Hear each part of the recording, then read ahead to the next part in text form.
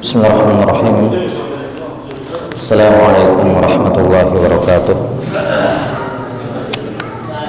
Alhamdulillahi rabbil alamin. Wassalatu wassalamu ala asyrafil anbiya'i wal mursalin Nabiyyina Muhammadin wa ala alihi wa sahbihi ajma'in. Ashhadu an la ilaha illallah wahdahu la syarika lah wa ashhadu anna Muhammadan abduhu wa rasuluh. Allahumma la sahla illa ma ja'altahu sahla wa anta taj'alul hazna sahlan idza syi'ta. Allahumma faqihna fi dinik wa 'allimna ma yanfa'una warzuqna al-ikhlasa fil qawli wal 'amal wa zidna 'ilman ya arhamar rahimin. Kita lanjutkan penjelasan dari kitab Mukhtasar Siratin Nabi wa Ashabihil Asyarah karya Al-Hafidh Abdul Ghani Ibn Abdul Wahid Al-Maqdisi rahimahullahu ta'ala yang wafat tahun 600 Hijriah.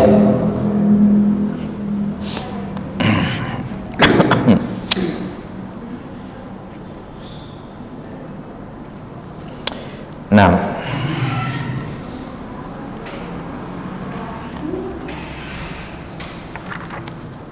kata beliau rahimahullah, masih dalam pasal tentang mukjizat Rasulullah sallallahu alaihi wasallam. Kata beliau rahimahullahu ta'ala, wa qala lil Hasan ibn Ali inna bani hadha sayyid wa la'alla Allah an yusliha bihi baina fi'ataini minal mu'minina azimatain fa kana kadzalik. Ya, ini masih dalam tanda mujizat Rasulullah SAW berupa beliau mengabarkan akan kejadian yang akan terjadi di masa yang akan datang, dan betul-betul terjadi seperti itu. Iya, di antara kejadian yang beliau SAW sabdakan akan terjadi adalah tentang kepemimpinan Al-Hasan bin Ali bin Abi Thalib. Kata beliau, sesungguhnya anak saya ini adalah seorang sayyid, seorang pemimpin. Yani ketika itu beliau menggendong Al-Hasan radhiyallahu ta'ala an, putra Ali bin Abi Thalib, cucu beliau. Sesungguhnya putra saya ini adalah seorang pemimpin. Ya, la'allallah, nanti Allah Subhanahu wa taala akan mendamaikan dua kelompok besar dari kaum mukminin dengan sebab dirinya. Ya, kisahnya masyhur dalam tarikh Islam bahwa ketika Ali bin Abi Thalib radhiyallahu taala anhu ya yakni berperang, ya sudah disebutkan kemarin bagaimana akhir peperangan antara Muawiyah bin Abi Sufyan dengan Ali bin Abi Thalib radhiyallahu anhuma yang berakhir dengan kemenangan pasukan Muawiyah radhiyallahu taala anhuma walaupun beliau dalam hal ini keliru. Ya, beliau keliru. Di mana sudah kita sebutkan bahwa kekeliruan ini adalah ketika Utsman bin Affan radhiyallahu anhu terbunuh, maka mayoritas sahabat itu membaiat Ali bin Abi Thalib untuk menjadi khalifah yang keempat. Semua negeri-negeri kaum muslimin sepakat menunjuk Ali bin Abi Thalib sebagai khalifah kecuali daerah Syam, ya, yang ketika itu Muawiyah bin Abi Sufyan menjadi gubernur di Syam di masa pemerintahan kekhalifahan Utsman bin Affan, di mana Muawiyah bin Abi Sufyan dengan Utsman bin Affan ini keluarga. Kalau nggak salah ketemunya itu di nenek kedua atau nenek ketiganya di atas, ketemu keluarganya di situ. Jadi masih keluarga. Maka ketika Utsman bin Affan terbunuh, kata Muawiyah bin Abi Sufyan, ya, saya tidak akan berbaiat sampai engkau mencari pembunuhnya Utsman. Yang sampai ketemu pembunuhnya Utsman baru saya mau mengakui, membaiat. Jadi Utsman bin Affan atau Muawiyah bin Abi Sufyan bukannya tidak mau membaiat Ali bin Abi Thalib sebagai khalifah, beliau punya pandangan lain. Ya, beliau punya pandangan lain. Nah, kata beliau, saya tidak akan berbaiat sampai pembunuhnya Utsman bin Affan ditangkap, karena dia keluarga saya. Dia keluarga saya, menuntut darah.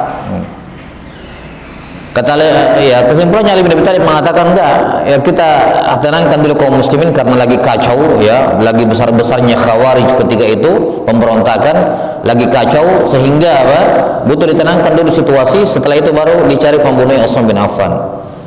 Ya, ini akar masalahnya. Namun kemudian diperkeruh oleh provokator dari kalangan orang-orang Khawarij, ya. 6, kemudian dan orang-orang munafik, sehingga berakhir dengan peperangan antara dua orang sahabat ini radhiyallahu anhuma, ya, dan masing-masing yang benar di antara mereka dapat 2 pahala, yang salah dapat 1 pahala karena dua-duanya mujtahid. Dua-duanya mujtahid. Nah, ketika Ali bin Abi Thalib terbunuh dan Muawiyah bin Sufyan radhiyallahu anhuma menjadi khalifah, maka Al Hasan bin Ali bin Abi Thalib kemudian ingin keluar, ya, yakni masih banyak pasukan orang-orang yang mendukung Ali bin Abi Thalib. Katanya, kami membayar engkau Al Hasan. Jadi setelah Ali bin Abi Thalib dikalahkan, banyak sahabat dan negeri-negeri kaum muslimin yang membayar putra beliau Al Hasan bin Ali bin Abi Thalib menjadi khalifah berikutnya, ya, menjadi khalifah berikutnya. Nah, kemudian ketika terkumpul masa, Al Hasan bin Ali bin Abi Thalib mau keluar untuk melanjutkan peperangan melawan Muawiyah bin Abi Sufyan, lanjut perang, ya. Belum, yakni kekhalifahan Ali bin Abi Thalib, ya, diteruskan oleh putranya menurut pemilihan banyak dari kaum muslimin, negeri-negeri kaum muslimin ketika itu. Nah, ketika dia keluar, Al Hasan bin Ali bin Abi Thalib akan keluar untuk kembali mengumpulkan semua pasukannya dan berperang melawan Muawiyah bin Abi Sufyan.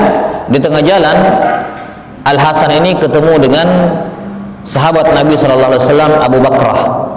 Ya, nama beliau Nufai ibn al-Haris. Nama beliau Nufai ibn al-Haris.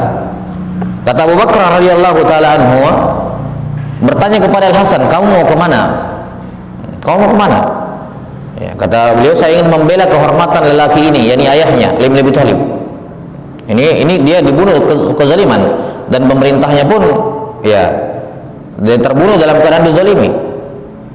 Panjang ceritanya. Maka kata Abu Bakar radhiyallahu taala kepada Al Hasan bin Ali, "La takhruj, jangan kamu keluar. Ini sudah banyak perang nyawa kaum muslimin. Ini tidak ada orang kafir yang meninggal di sini. Ya, peperangan antara Muawiyah dengan Ali bin Abi Thalib itu sudah memakan banyak korban, dan yang semua yang meninggal kaum muslimin. Darah kaum muslimin tertumpah. Perang saudara. Ini perang saudara pertama besar-besaran dalam Islam." Ya. Maka kata Abu Bakar, "Jangan kamu keluar, sudah cukup pertumpahan darah ini bersama kaum muslimin. Jangan kamu keluar. Sungguh saya mendengar Nabi sallallahu alaihi wasallam bersabda. Saya dulu pernah mendengar kakekmu Nabi sallallahu alaihi wasallam bersabda ketika menggendong engkau di atas mimbar, kamu masih kecil. Kemudian diucapkan hadis ini, sesungguhnya putra saya ini adalah pemimpin. Kelak dia Allah akan mendamaikan 2 kelompok besar dari kaum mukminin dengan sebab perantaraan dia." Al Hasan bin Ali bin Abi Thalib seorang yang cerdas, ya. Orang yang cerdas, pemuda yang cerdas, alim, faqih, memahami betul makna hadis ini. Beliau langsung mengatakan, ya, ini seakan-akan beliau menyatakan, inilah maksud hadis ini. Ya. Yakni sekarang kalau saya berperang akan timbul korban lagi yang banyak. Tapi kalau saya mengalah, maka kaum muslimin akan bersatu di bawah pemerintahan Muawiyah bin Abi Sufyan. Tidak ada lagi pertempuran. Inilah maksud hadis ini. Yani saya menjadi sebab bersatunya 2 kelompok kaum muslimin. Satu-satunya cara adalah dengan saya mengalah. Maka Abu Bakar, Al Hasan bin Ali bin Abi Thalib radhiyallahu anhu, beliau pun kemudian mengalah. Tidak jadi meneruskan peperangan dan menyerahkan semua mengakui kekhalifahan dan menyerahkan kekhalifahan kepada siapa? Kekuasaan kepada Muawiyah bin Abi Sufyan. Ya. Dan betul terjadi sebagaimana Nabi SAW sabdakan. Kemudian diantara rahmat Allah dan diantara, ya, jujurnya, benarnya janji Allah Subhanahu wa taala ketika Nabi SAW bersabda, "Man taraka syai'an lillah abadalahu Allahu khairan min." Siapa yang meninggalkan sesuatu karena Allah, Allah akan menggantikan dia dengan yang lebih baik. Tatkala Al Hasan bin Ali bin Abi Thalib bisa dan syah menjadi penguasa, tapi beliau tinggalkan semua itu karena Allah, ya, menjaga darah kaum muslimin. Beliau ikhlas meninggalkan kekuasaan yang menjadi hak beliau, ditinggalkan karena Allah, maka Allah menggantikan beliau dengan yang lebih baik, yaitu Allah Subhanahu wa taala menjadikan keturunan beliau sebagai penguasa kaum muslimin yakni Imam Mahdi di akhir zaman. Karena itulah Imam Mahdi, ya, ini termasuk dari keturunannya, merupakan anak keturunan dari Al Hasan, bukan dari jalur Al Husain, tapi dari jalur Al Hasan bin Ali ibn Abi Thalib. Nah, ini diantara mukjizat Nabi SAW berkenaan dengan pengabaran kejadian yang akan datang. Berikutnya kata beliau rahimahullah, wa akhbara bi maqtalil aswadil ansi al-kadzdzab lailata qatlihi wa biman qatalahu wa huwa bi San'a al-Yaman wa bimisli dzalika fi qatli Kisra. Nabi SAW pernah mengabarkan dan beliau berada di Madinah tentang terbunuhnya Al-Aswad Al-Ansi. Ini orang yang mengaku Nabi di Yaman, di San'a, Yaman. Ini Al-Aswad Al-Ansi, dia orang mengaku Nabi, punya kekuatan, punya kekayaan dan sihir, jadi kayak mujizat, dan banyak orang yang percaya dengannya. Banyak orang yang percaya dengannya. Dia punya kekuatan, dia punya uang, ya, harta yang bisa memfasilitasi dan sihir, sebagaimana pada disebutkan oleh para ulama. Maka pada malam terbunuhnya, Nabi SAW bersabda di Madinah, itu ini orang berada di Yaman. Kata Nabi SAW di Madinah, malam ini dia terbunuh, Aswad Al-Ansi terbunuh. Ini beliau kabarkan dari Madinah, sementara kejadiannya di Yaman. Malam ini Al-Aswad Al-Ansi terbunuh, dia dibunuh oleh si fulan. Disebutkan namanya oleh Nabi SAW. Ya. Disebutkan namanya oleh Nabi SAW. Ini dan betul terjadi sedemikian. Dia betul-betul terbunuh malam itu, dan pembunuhnya seperti yang dikatakan oleh Nabi Sallallahu Alaihi Wasallam. Demikian pula beliau katakan tentang Kisra ketika Kisra dibunuh. Ya. Nah, apa namanya, rajanya Persia, Raja Persia, orang yang merobek surat Nabi Sallallahu Alaihi Wasallam. Beliau mengirim 2 surat, satunya kepada Heraklius Raja Romawi dan satunya kepada Kisra Raja Persia. Heraklius Raja Romawi, Raja Romawi menghormati surat Nabi Sallallahu Alaihi Wasallam, menghormati surat Nabi walaupun dia tidak masuk Islam, tapi dia menghormati dan mengirimkan hadiah kepada Nabi Sallallahu Alaihi Wasallam. Sementara Persia, Raja Persia Kisra ini, dia merobek surat Nabi SAW, marah.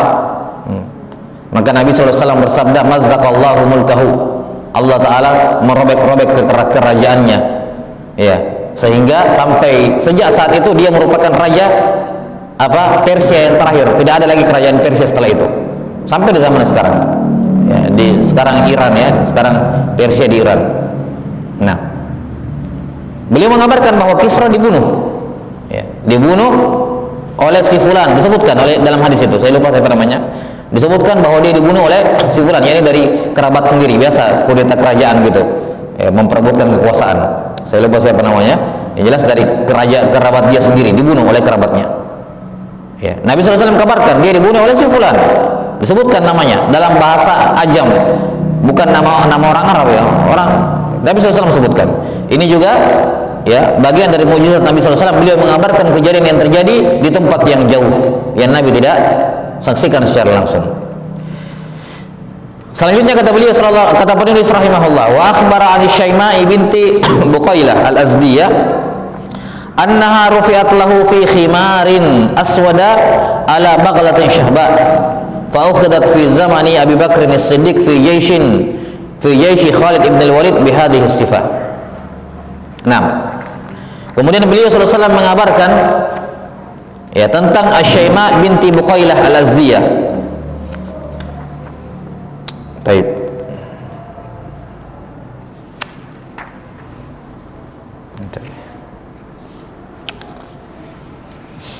Ya, beliau mengabarkan tentang Syaima bintu Buqailah Al-Azdiyah bahwa dia diangkat, ya, rufi'at lahu fi khimar, ya, dia diangkat di atas baglah, di atas keledai, ya, di atas keledai dalam keadaan memakai khimar, ya, jilbab kalau kita bilang sekarang, berwarna hitam, ya.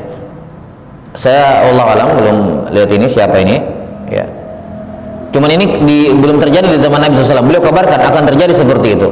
Maka Syaima bintu Buqailah ini ditangkap, ya, di zamannya Abu Bakar As-Siddiq, ya, ketika negerinya diserang oleh Khalid ibn Walid, ya. radhiyallahu taala anhu persis seperti ini keadaannya, dinaikkan di atas keledai seraya memakai khimar berwarna hitam. Taib. Wa qala li Thabit ibn Qais ibn Shimas atau Syammas, ta'ishu hamida wa tuqtalu syahida, fa'asha hamida wa qutila yaumal yamamati syahida. Beliau pernah berkata kepada Thabit bin Qais bin Syammas. Sahabat Thabit bin Qais bin Syammas ini khatibnya Rasulullah. Ini beliau biasa berkhutbah, ya, dengan meninggikan suara tentunya kalau berkhutbah.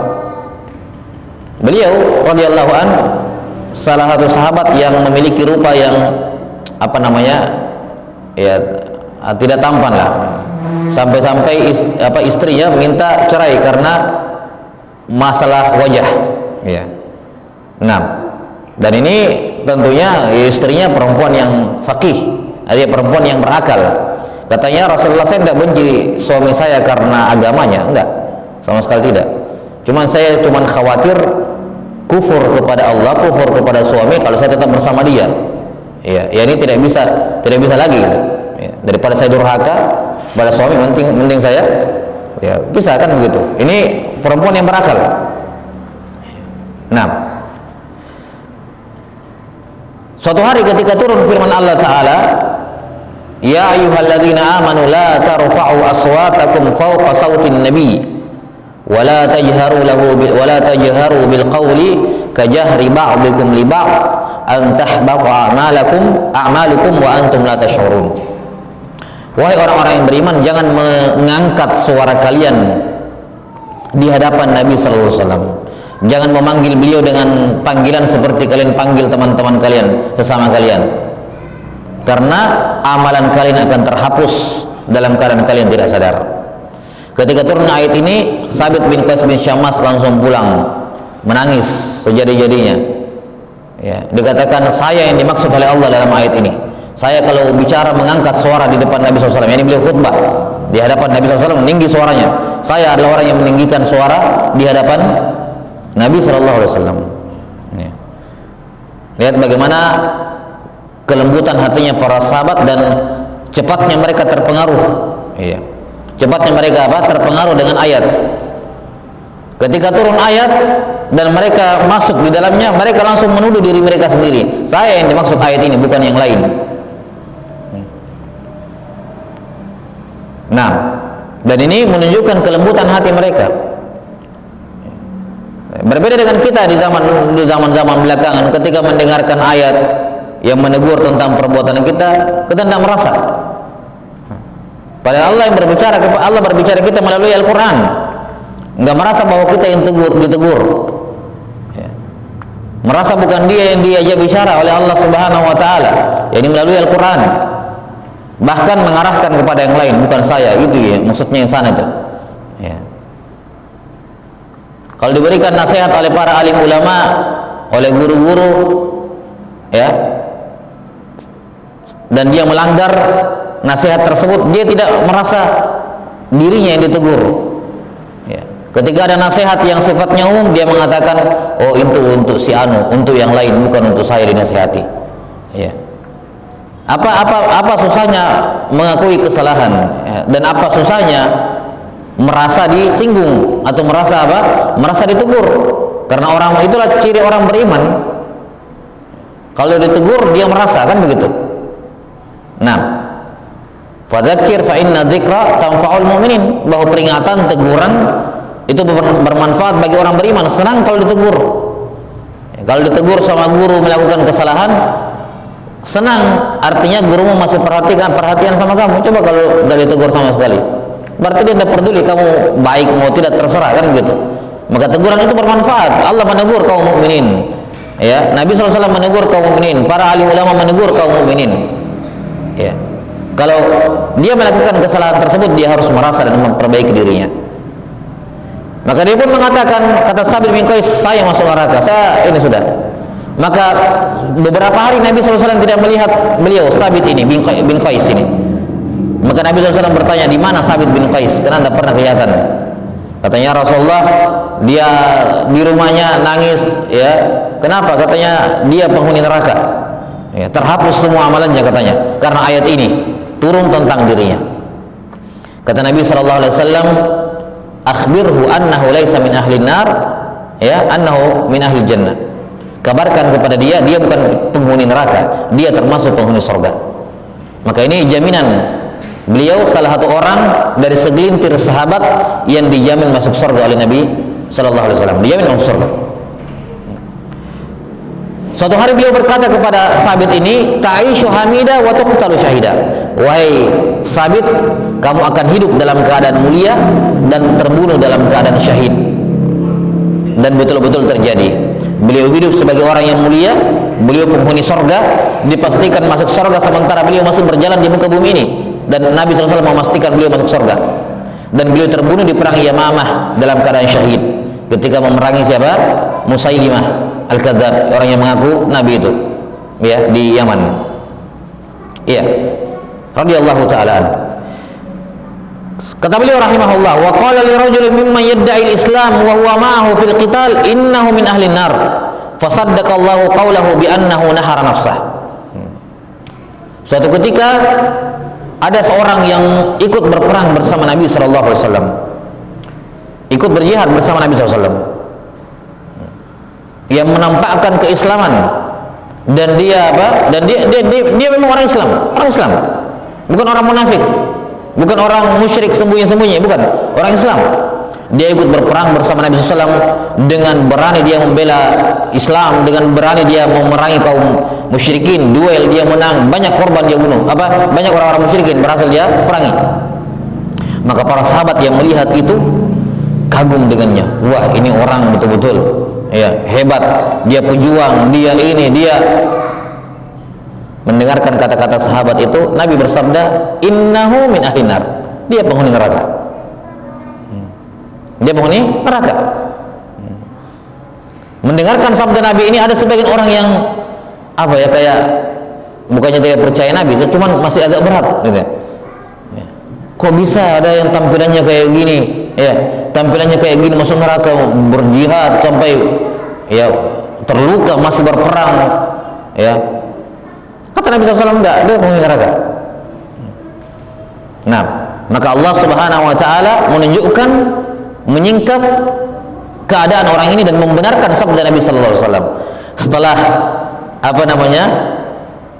setelah selesai perang, dia dapatkan dia mati. Ya. Kata Nabi sallallahu alaihi wasallam, dia ini membunuh dirinya. Dia membunuh dirinya. Kemudian ada seorang datang mengatakan, "Shadaqa Rasulullah." Rasulullah SAW sudah jujur, sudah benar. Ya, saya dekat dengan dia pas perang tadi, dia luka banyak, ya, banyak lukanya, dia tidak tahan rasa sakit, dia bunuh dirinya. Ya. Dan Nabi tidak menyaksikan itu. Nabi mengatakan dia masuk neraka. Karena itulah seorang Muslim tidak boleh tertipu dengan tampilan zahir. Kalau Allah bilang begini, Rasulullah SAW bilang begini, biar tampilan luarnya seperti itu, nggak boleh dijadikan patokan. Karena tampilan luar itu, ya, karena itulah Allah Subhanahu wa taala tidak pernah menilai seorang dengan tampilan luarnya. Tampilan luar akan dinilai oleh Allah setelah dalamnya bagus. Ya kan? Ya, kalau hati bagus semuanya. Kalau hati buruk semuanya. Biar yang dinampakkan bagus, kalau hatinya busuk, ya semua tidak ada artinya. Karena itulah Abdurrahman bin Muljim. Ya, Abdurrahman bin Muljim ini orang yang membunuh Ali bin Abi Thalib. Orang yang membunuh Ali bin Abi Thalib radhiyallahu anhu. Dia ditangkap kemudian dihukum mati. Tapi hukum matinya enggak langsung. Dipotong tangannya, ya. Potong tangannya. Ya. Diam saja. Ya. Mulutnya kumat kamit berzikir kepada Allah. Dipotong tangan kirinya. Enggak teriak, enggak apa-apa. Enggak ada nangis, enggak ada apa. Dipotong kakinya kanan kiri, tidak ada respon apa-apa, berzikir mulut lidahnya kepada Allah, ya. Sampai mau dipotong lidahnya baru dia nangis.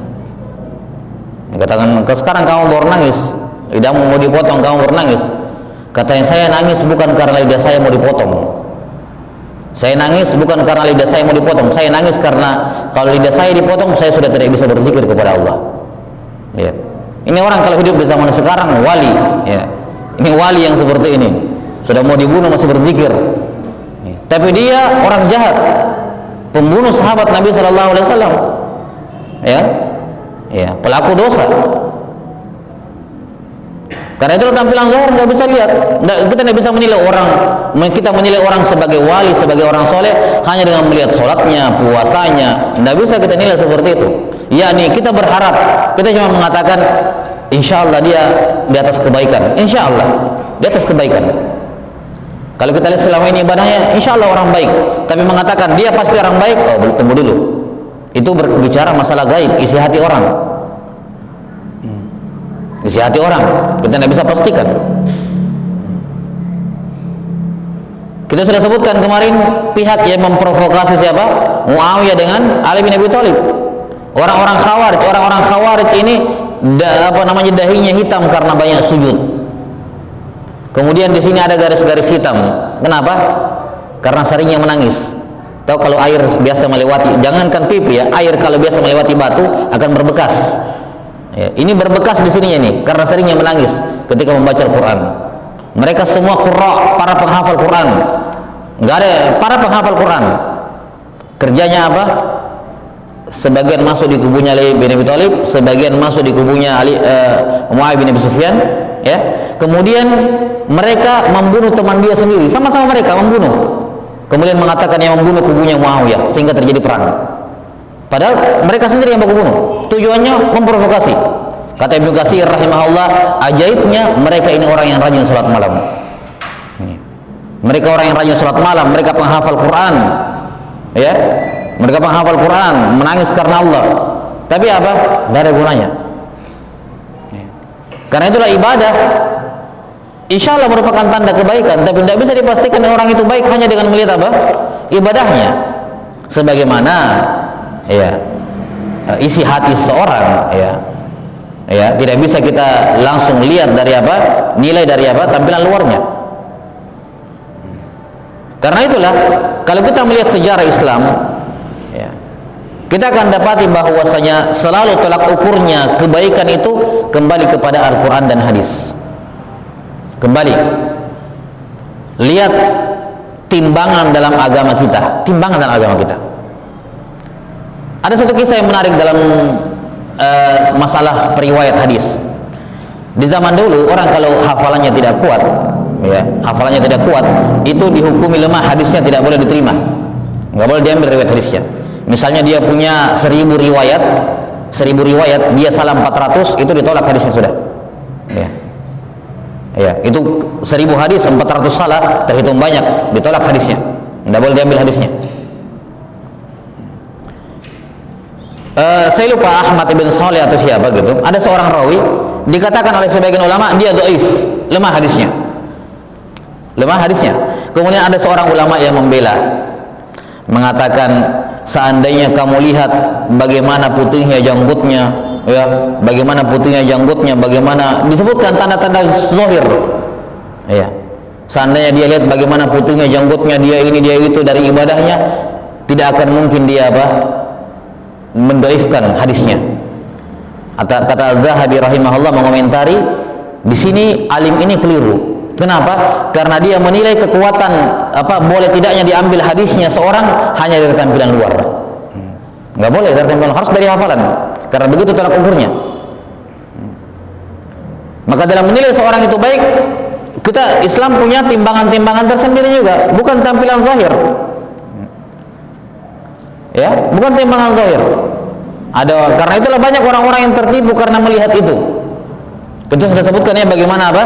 Bagaimana seorang ahli ibadah dibuat tersesat oleh setan karena dikatakan malam ini bermalam di surga, ya kan? Sudah kita sebutkan kisahnya. Tiap malam dia bermalam di surga. Laki-laki yang tiap malam bermalam di surga ditipu oleh setan. Tampilannya pakai jubah, pakai sorban misalnya, putih, ya, bisa terbang dan semacamnya. Banyak orang ditipu. Nah,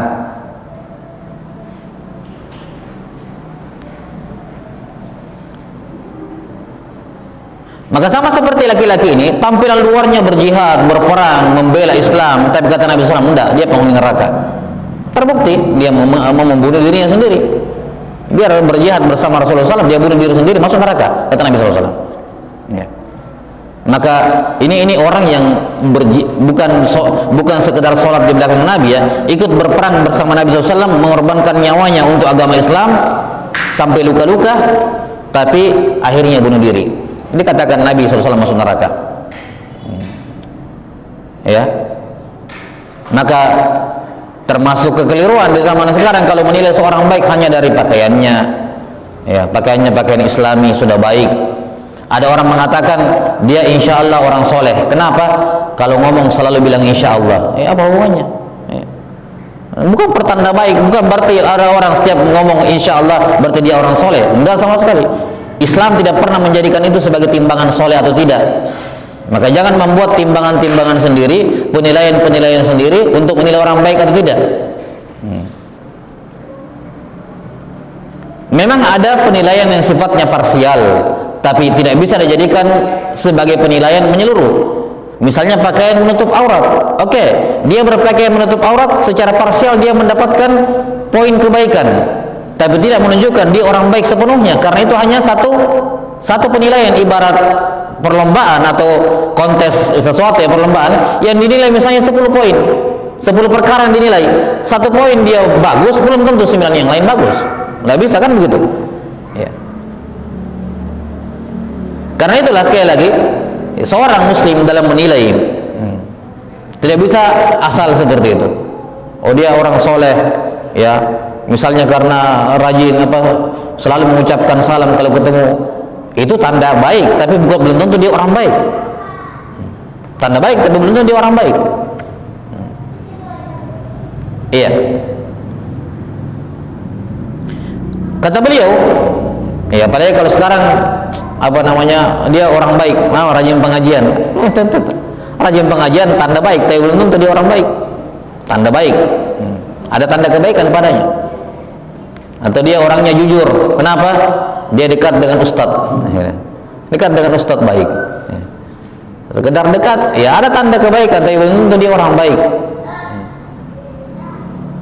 Atau dia tinggal di lingkungan pesantren, dia berarti orang baik, belum tentu.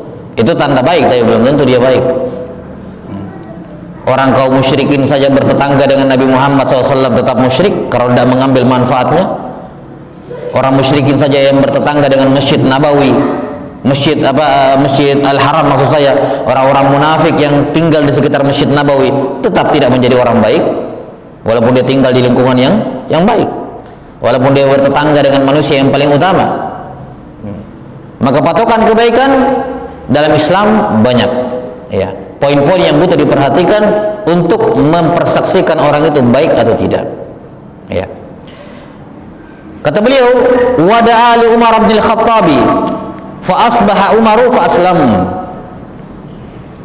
Umar bin Khattab termasuk penentang dulu di awal Islam, termasuk penentang dakwah yang besar, dakwah Nabi SAW. Ya. Suatu ketika Nabi SAW berkata, ya Allah, kuatkanlah Islam dengan salah satu dari 2 orang, Umar bin Khattab atau Abu Jahal. Ya Allah, kuatkanlah Islam dengan salah satu dari 2 orang ini, salah satunya saja, Umar atau Abu Jahal. Ya. Besok paginya datang Umar kepada Nabi SAW. Ya, kisahnya saya kira di sirah jelas ya, bagaimana beliau adik perempuan beliau duluan masuk Islam bersama suaminya. Beliau marah datang kepada Nabi SAW, ingin melabrak ya Nabi SAW. Beliau langsung pukul dadanya Umar. Beliau mengatakan, aslim, masuk Islam kamu. Ya. Ya. Sahabat yang mendengarkan sabda Nabi baru kemarin beliau berdoa. Ya, baru kemarin. Ketika Umar datang mengatakan, wahai Umar, bergembiralah kamu. Kami mendengar kemarin Nabi SAW mendoakan masuk Islam antara kamu atau Abu Jahal. Kami berharap kamu. Ya. Maka apa? Fa asbaha Umar fa aslam. Besoknya Nabi berdoa kemarin sallallahu alaihi wasallam, besoknya apa? Umar masuk Islam. Seperti yang beliau sabdakan. Iya. Wada Ali bin Abi Thalib radhiyallahu anhu an yudhiballahu anhu al-hurra wal bar. Fa kana la yajidu hurran wala bardan. Nabi sallallahu alaihi wasallam pernah mendoakan untuk Ali bin Abi Thalib bahwa dia tidak akan, atau Allah, agar Allah menghilangkan darinya rasa panas dan rasa dingin. Maka sejak saat itu beliau tidak pernah merasakan kepanasan di cuaca yang panas sekalipun, atau kedinginan di cuaca yang dingin sekalipun. Nah,